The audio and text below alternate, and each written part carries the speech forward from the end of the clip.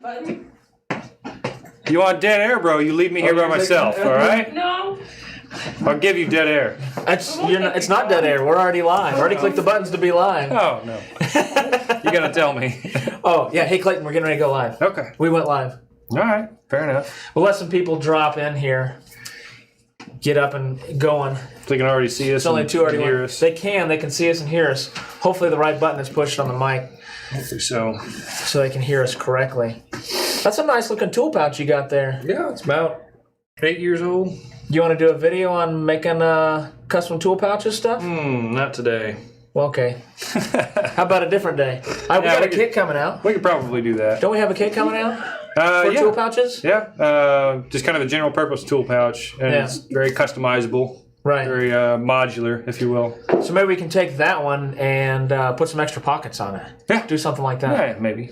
Yeah. I'll think about it. Yeah. I don't know what they're all giggling about out there. Nothing? Already enjoying our banter so much. You just had it fly away and then it flew away. Oh, sweet. Just I know. I had a fly on my head? A pin's fly? Yeah. That's funny. Here's what we got. All right, this is the new edge dyeing machine. This thing is going to save us some time. Save you guys some time, hopefully, if you decide to buy one. Yeah. Yeah. I'm excited about it. We've been releasing some new tools. So far, we've done the foil stamper, and we've done the edge burnisher. So it's got a burnishing, sanding, and then it's got a small accessory tool set so you can do some burnishing on like buckles if you need to polish up a buckle or something like that. Yeah. I wasn't here for that, so don't drag me into that conversation. I know. We're going to talk about the edge dyeing machine. Somebody gave you some time off. All right. This is what I've gone through and done a little experimenting with over the past couple days. And I've been kind of impressed, I got to say. What are we selling these for? How much? That's a great question. Chad is going to get right on it. Let's open it up. Let's see what's in there. Let's check it out. Let's see what you're getting while we get you a price. All right. So this machine is in the manual. It specifies it is only for use with leather edge paints. Okay. So only your acrylic paints. The liquid's going to have a particular viscosity for this thing to really work properly. All right. So it does come with a handy manual, which will give you some good information on it. You've got your unit that's already assembled, which is pretty cool. And then your power cord. And that's really all there is to it. Pretty simple, quick little setup. All right, we're going to set this over to the side. Assemble our power cord. I even brought an extension cord for you. Good man. I know, I try. Sometimes I have to try harder.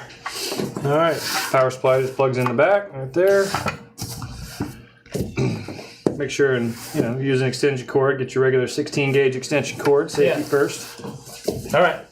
All right. So let's fire it up. So it's got an on-off switch on it as well as a speed dial. Exactly. So now we've got it on right here, and the speed dial has basically a switch to turn it on. You can hear it. It kind of engages right there. Excuse me. Oh, I don't want. Our wheel came off. Yeah, it doesn't look like it's engaged right there. So to engage this little roller, it comes out for easy cleaning, but it just goes right in there. So show that again. Chad, will you switch to the 2? So let's see. It had like little fins on it, something on there.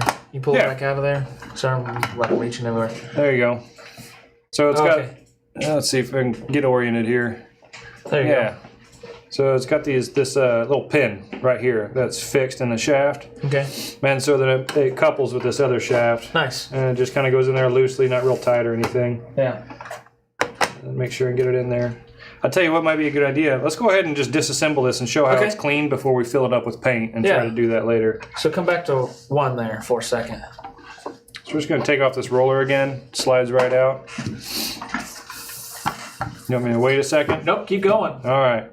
So to take the paint tray out, it's got this little plastic liner paint tray, which is nice for cleaning. It just slips right out. And then you just kind of squeeze the edges of it to take this little guide off. And there's your paint. Guide comes off, and so you got 3 pieces basically to clean up at the end of whatever you're doing. And this container here also comes off in case you spill over or things get real messy. And then putting it back together is super simple. Stick that back on there. Like I said, squeeze the sides of your tray just a little bit to get that to pop back in the track. There you go. Make Nice. sure it seats all the way down onto the that metal base. And then put your roller back in. And as long as you're just using acrylic or water-based edge paints with it, it's super easy to clean up with just soap and water. So the name of it is called an edge dyeing machine, but really it's an edge painting machine. Right. Like I said, according to the manual that I read, it is only recommended to use edge paints. okay. Okay. Now that being said, you could probably try and put all kinds of stuff in it, but we'll see if it. I can't guarantee it's going to work. I've only tried paint so far. Let's do some paint. We got some Finichi edge color. Yep. So to fill it up with paint, we're going to loosen up this little thumb screw here that keeps this guide in place and scoot it back, and we'll pour our paint in right in the front. Okay. Again, according to the manual, you don't want to pour it over the roller. Could get kind of wild. You start pouring it over the roller. Move my head out of the way. And we've got some of our Finichi edge color. And shook it up beforehand so it's good and mixed. According to the instructions, you pour about 2 ounces of paint in it for it to start operating properly. Well, it just picks up on those fins and just... So cool. Yeah. So I mean, once you start see it to start picking up paint like that, it should be about good. You don't want to overfill it. So when I was noticing on that plastic tub, it kind of has a place that you can pour it back into your bottle. Yeah, it's got a little pour spout on the end over here. Whenever you're finished up, you can pour it back in your bottle and save your paint. Lord knows that stuff is not cheap.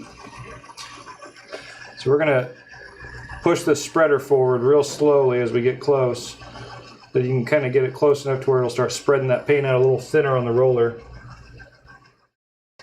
There we go, just to where it starts making contact. But you don't want it to spread it all the way over the edge. Excuse me. You want to still see some metal on the edge like we have here where it's not flowing all the way around? Right, yeah, there's really no need for it to go all the way to the edge. If it starts doing that, you probably have it overfilled. What would you say if I was to tell you that the price was $199? I'd say that'd be well worth the time it's going to save you. Yeah. Well, let's see it. does. Let's paint some stuff. Yeah, you'll see it in action. Yeah. Why don't you try and paint something first? Because I've never used it, so I'm already good at screwing up stuff. So let me see you do it first, and then I'll screw it up. All right. I don't follow any rules anyway. So it's really not too bad. I'm going to try and do this backwards so that you guys can see it from the front of the machine. So basically, you just want to match the speed of the roller as you go across. And again, it's got it's a variable speed roller, so you can turn it up or turn it down accordingly. I've pretty much used it right around the number 2 setting. It seems to be plenty fast enough for me. So just trying to match the speed and keep contact with the roller. See, it lays a pretty good edge bead of paint. I don't know if you can see it on that paint very well. Yeah, switch over to 3 there for a second, Chad. Try it again there. All right. See if I can flip it around without getting my fingers.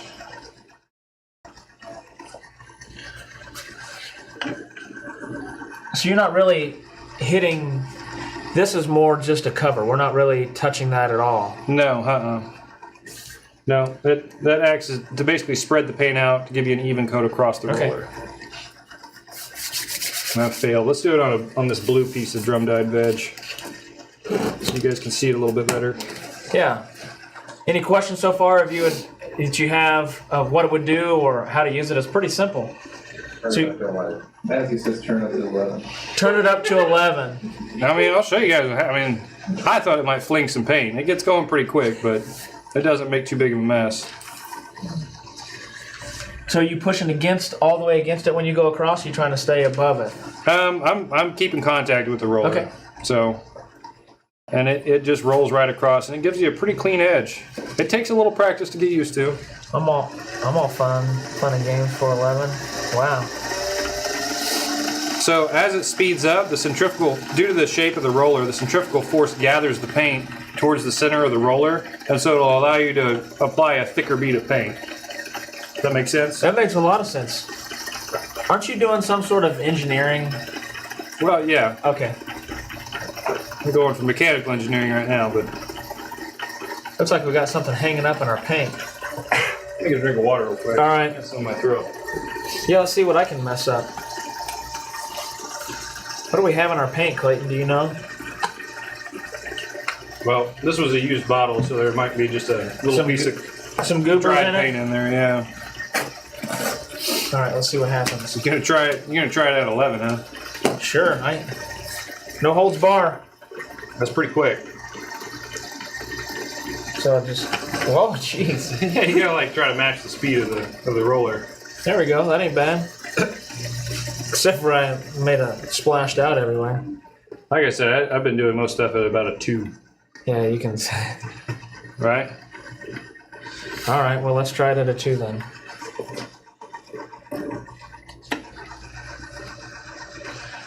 That seemed a lot better. Still kind of rolling over the edge a little bit. It's probably because I'm tilting my leather a certain way. Right. Right. So trying to keep your leather strip vertical while you're edging it is going to be kind of crucial to getting a nice clean line. Yeah.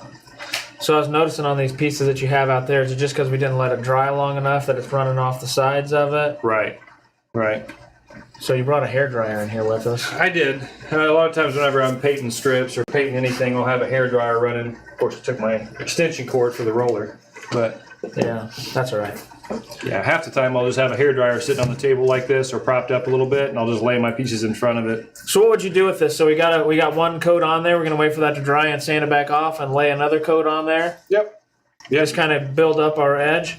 That's pretty slick and pretty easy to use. Yeah, usually I'll let my first coat dry and use that as a base coat and go ahead and sand it with some fine grit sandpaper. Like I like to use, I've got like 1,000 grit sanding block you can pick up at O'Reilly's or any hardware store. Yeah.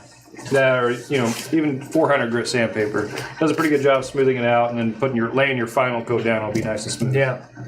So I have a question. Advantages to hand dyeing, but let's talk about the painting part. If you were to hand paint a strip that's about as long as we had there, what would you use and the time saving of it? I thought Right. I thought I had some brushes back here, but So typically, if I'm painting the edges of something like this by hand, I'll use we've got some rectangular sponge applicators. We've also got a edge painting. What do we call it? oh, the edge roller. Yeah, the manual rolling pin. roller. Yeah. Very use that similar quite a to bit. this same type of style. It's just a manual. But it's just it's dip and go a couple inches, dip, go a couple inches. Right. This is about 30 times faster. So if you took and did this, we're talking a few minutes to put an edge on there. Yeah, to put a few coats on it, and get a nice finished edge. Yeah, it would take a while. Yeah, so this, I just go, let's see if I can do it one-handed. Wait for that to dry. Wait for it to dry and then sand it back down. That took all of, 2 seconds? Right. Nice. Now it's going to be pretty challenging as you get into your softer leathers. So now we got some thinner and a little softer oil tan. What's going to happen? I don't know. Okay. I don't know. But it's going to be harder to keep it vertical, keep it the right amount of pressure so it doesn't smush or roll on top of the roller. Yeah. So let's kind of see what we can do here. I'm going to hold this kind of out straight. Yeah, see it kind of Folded on there. Is there a way to get that paint off the front of it without damaging the leather? Not really. Well, while it's still wet, you can just wipe it off with a paper towel, and usually Yeah. you can get it to come off pretty clean. Otherwise, you can kind of sand it down and get a clean Yeah. edge with sandpaper, honestly.